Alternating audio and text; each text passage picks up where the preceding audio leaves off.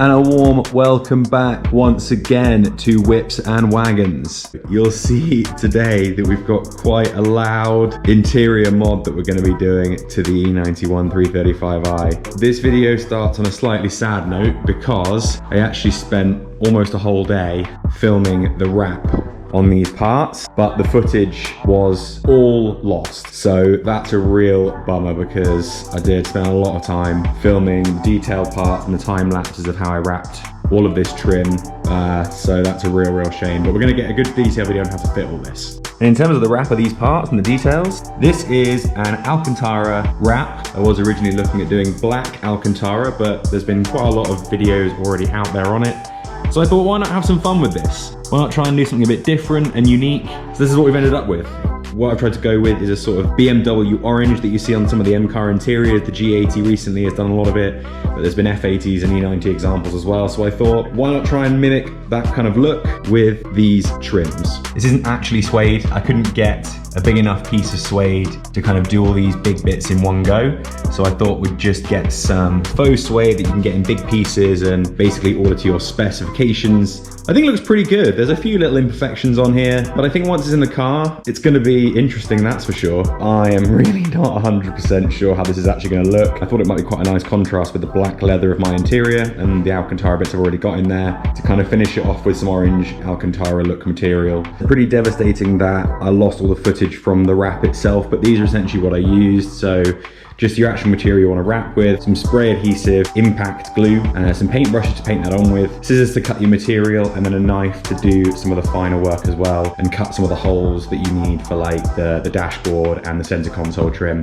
But yeah, I mean, apart from that, you just need a lot of patience. It took me about 6 or 7 hours all in yesterday to wrap all those pieces carefully, and I'll show you some of the pieces and what they look like. So this is the center console trim, and this is essentially how we did it underneath. Cut the general shape, leave some excess around the edge so you can kind of fold this round, and I mostly used the spray glue to stick it to the top, and then painted all the back edges of this with glue, and then folded them over, cutting them into little segments so you can fold them over one at a time. Corners are kind of difficult, but yeah, I generally started with a smaller piece to get my eye in for it. Then I went for this while I was still fresh, and then finished off with like the door card trims, the central dashboard piece, and things like that. Yeah, generally pretty happy with that. I said I'm still not convinced on how this is going to actually look in the car, but you know, it's a bit of fun. I've still got my original pieces that we can use as if it looks terrible.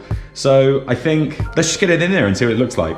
This actually isn't something I've done before. So we're just gonna start by pulling all the trims out one by one, and we'll get it all out first, and then we'll fit everything in one go and do the big reveal. So this is what I've got. Essentially, these are the main things I think we're gonna need. There will be some little Torx bolts and some Allen keys that we need to get some of like the switches out off the center console, and for some of the bits on the back of the central dashboard piece as well. But yeah, in theory, I think we should just be expecting to use just trim tools, but I'll show you the tools that we need as we go. Time lapse, I guess.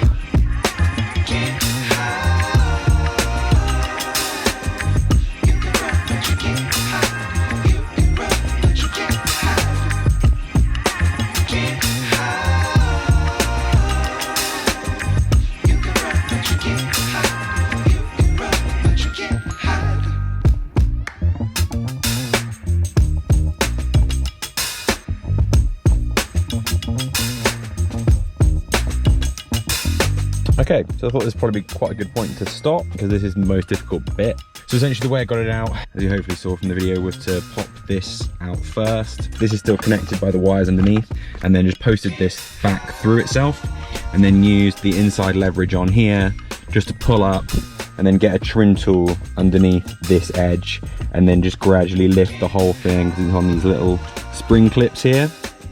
So what we're going to have to do now is just disconnect the iDrive connector. I'm not going to disconnect the actual battery connection because we don't really need to. We're just going to actually take the module off.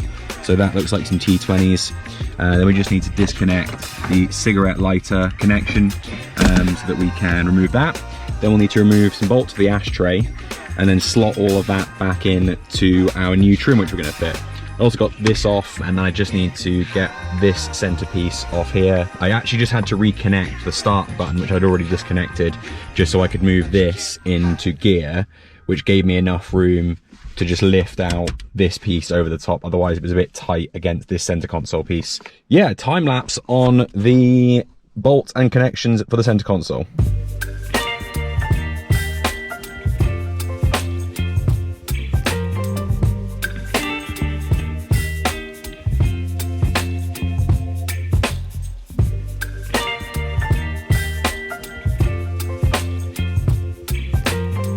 Okay, getting this center dashboard piece out was quite annoying. These connections prevent you from getting too much room to wiggle it, so I just had to try and get it at an angle where I could just pull these out straight. There's no tabs or anything, so you can get away with essentially just yanking these out.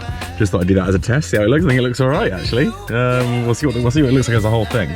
But yeah, I noticed taking this out, getting the actual fan part out is quite difficult. This one's actually held in with two, what I think, yeah, those are 8mm. There's another one there.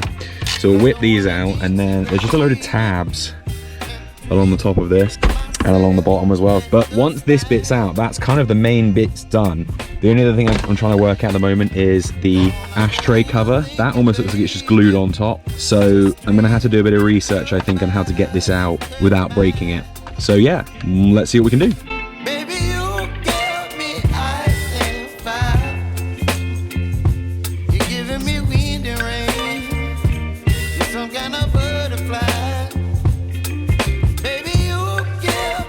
Okay, so that's all the vents and everything out. The only thing remaining is that ashtray. So the only things we just need to transfer over still are these bolts. We obviously removed the nuts, so we can just slot that straight in to the housings on the new pieces of trim.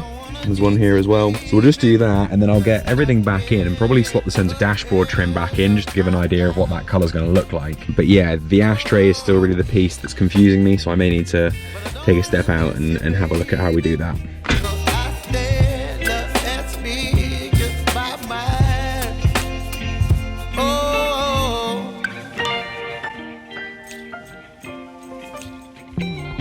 And you'll just see me here with the Stanley knife. All I'm doing here is just cutting away some tape that's holding that wiring loom on and preventing me from wiggling those connections out. So that's all I'm doing here.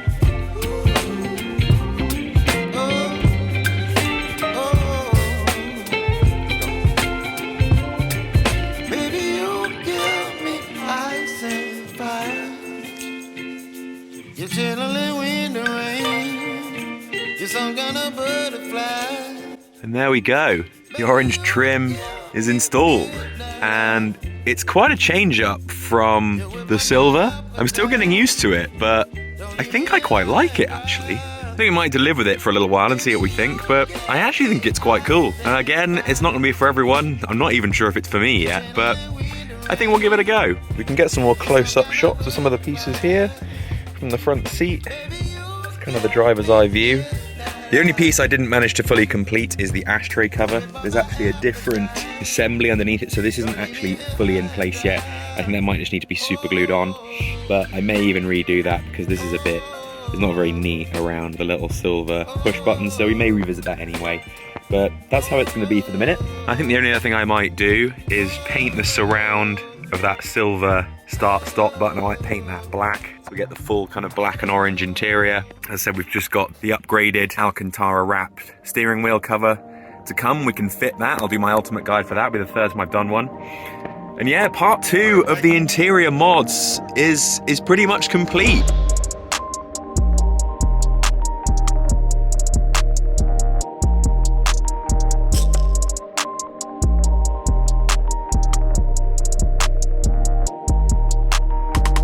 I don't know what you guys think. Interested to hear your comments. And yeah, I really hope you've enjoyed it. As I said, I'm sorry that we lost the footage of me actually wrapping the trim, because I have to say I did a really solid job of actually documenting it all and guiding it through, but it's one of those things that happens sometimes. But yeah, I really hope you've enjoyed watching this. I really enjoyed making it. And yeah, see you in the next interior mods video, which will be part 3 and the final one. So don't forget to subscribe if you want to see that. Please give the video a thumbs up if you like what you saw. Thanks so much for watching, and see you next time.